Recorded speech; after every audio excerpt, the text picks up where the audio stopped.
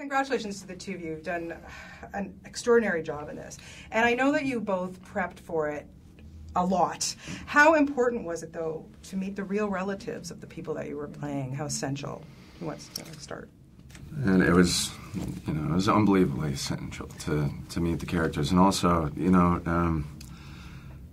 to have them there, the benefit of getting stories. I mean, Walter and I drove to San Francisco and sat down with, say, John Cassidy, because Dean Moriarty is based after Neil Cassidy, and this is his son in a spitting image. And to sit down with him with a notepad like that, filled with questions, and just going through and him telling stories, old stories that weren't in the book, or stories, of just loving memories of his father, to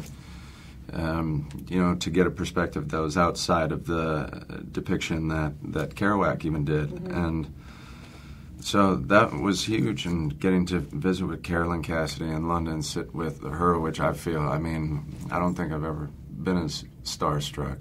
This is like the god, like the grandmother of the Beat generation. Everybody sort of bowed before Carolyn because, or she, it's pretty cool. Lay one on you. So it was wonderful. Kristen, for you, it's such a different, like I was saying, you just knocked it out of the park. She's so uninhibited. She's just such a great person to play. For you, this must have been an amazing opportunity. Yeah, it was amazing. It's funny because it's why I love the book, because I love people like that. I love looking at people like that. I'm so not like that. Yeah. And, it was amazing. I think it also, going back to just what you said, it made it a lot easier to know who Luann was, because the female characters in the book and in just the novel are fairly on the outskirts of the intimate story. You're not in their heads, you're not in their hearts at any time. And I think to play someone so extreme and so alive and vivid and colorful, it's such an amazing opportunity to know why she was and how she was the way she was, and not just play like a fun girl, like a caricature of a person.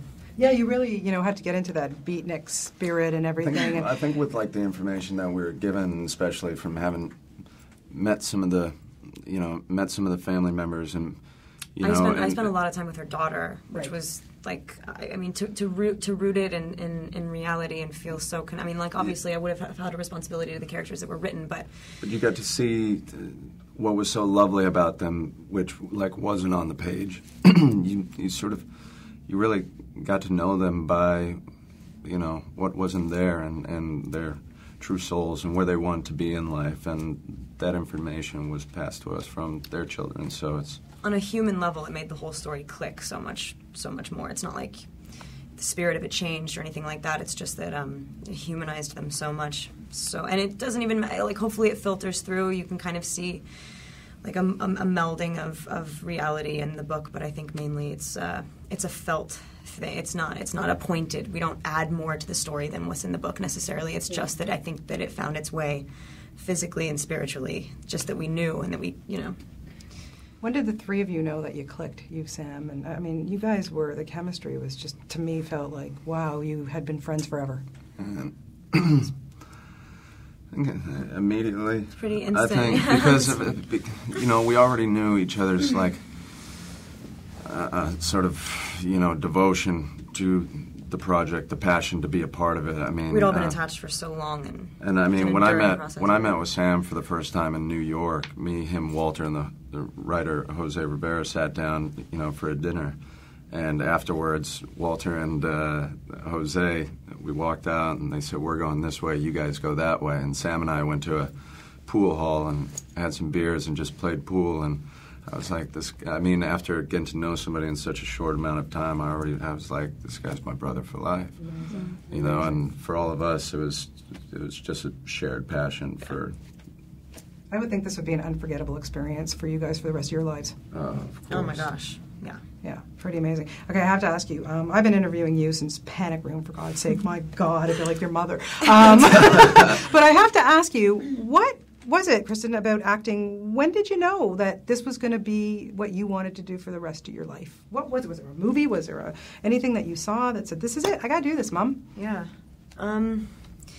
It was fun for me in the beginning, actually. What initially drove me into this was I grew up on a set and I was bored and I wanted something to do and I wanted to be involved. And the only thing you can do as a 9-year-old is be an actor. And then I've always really, I really look up to my parents, and I've always, you know, we love film, and they're in the industry, and I at first it was really just I liked the job, but got a little older. I did a movie that really got inside, and they can be so important, movies, or not, you know. And I personally take so much from them. I mean, if I wasn't doing this, I really don't know.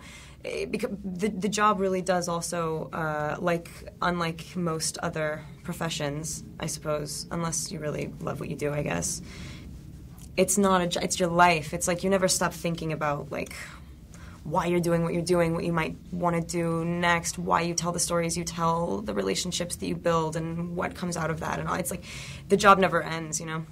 So I'd never want to stop doing that. Well, we don't ever want you to stop doing it. You're doing such a great job, and you did such an amazing job, and I could really talk to the two of you for another hour, but I'm going to get my head cut off if I do. So congratulations to both of you. Lovely to talk to you, and so good luck with this. It's really amazing job. Thank you. Thank you.